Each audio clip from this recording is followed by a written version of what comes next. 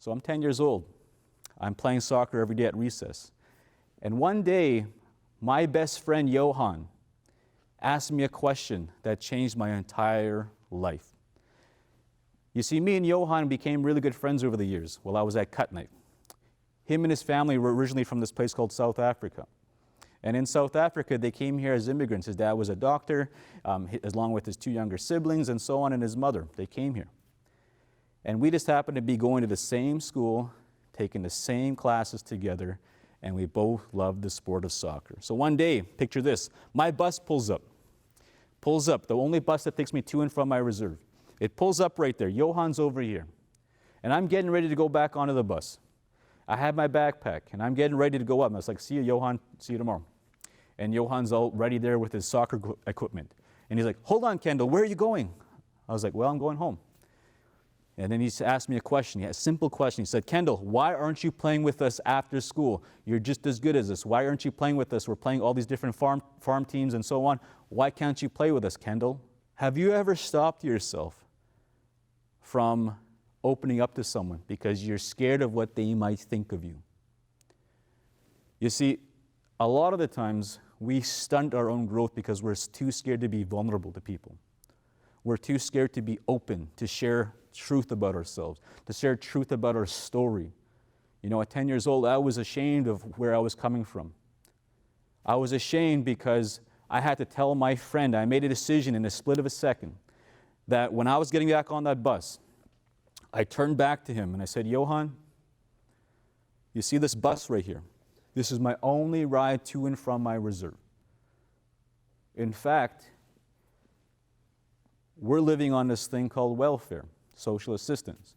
We get a couple $100 check every month that pays for enough food for myself, my siblings, and in between that time, we have to collect cans and bottles. We take it to the local recycling plant for some change. We use that. And you know what, Johan, I even have this bike. And in this bike, I only get it for 2 weeks of the month. You know why? Because that bike goes into the local pawn shop where we can get enough money again to continue the cycle that we're living in. I even have this thing called a Super Nintendo, if you remember what that is. And I would have to put that in the pawn shop. My mother had no choice, just so that we can have food on the table and she can give us an opportunity to hopefully have success in this thing that we call life. And I told him that. And I turned and I walked away. I got on the bus. I was ashamed. The whole night I was up. I couldn't sleep because I was scared of what my friend would think of me when I came back. The next day I come off the bus and Johan is standing right there. And Johan says to me, hey, Kendall, come here for a second. I want to talk to you. So I come up to Johan, scared. He's like, Kendall, I told my parents everything you told me last night. And I'm thinking, oh my goodness, why would you do that, Johan? He's like, no. Now we could see that I'm scared. He's like, no, Kendall. We actually want to help you out. I was like, what do you mean? Well, my mom and my dad already paid for your fee to play soccer with me. In fact, we're actually going to pick you up from your reserve and drop you off every single practice and every game. How does that sound? And now I'm like, oh my goodness, how do you say no to that? I took the opportunity.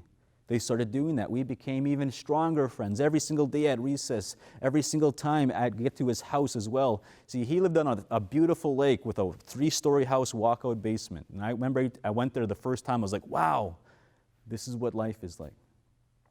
You see, a lot of the times when we become adults and when we're programmed from kids to think, and see a certain way of living, for example, if you grew up in poverty and you're not used to seeing abundance and you're around people who don't think that way, you start to think the way that the people around you start thinking. And you have a hard time ever attracting that into your life. You see, I never thought that was possible to ever get a 3-story house when I was 10 years old.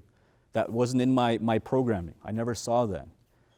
And then I remember going to his house and I was like, wow, this is what's possible, hey? You see, when your mind expands, it doesn't go back, okay? So that's why it's very important to always invest in yourself, invest in books, invest in programs, get yourself outside your comfort zone to see what's possible so that you can expand your mind and hopefully get there one day as well.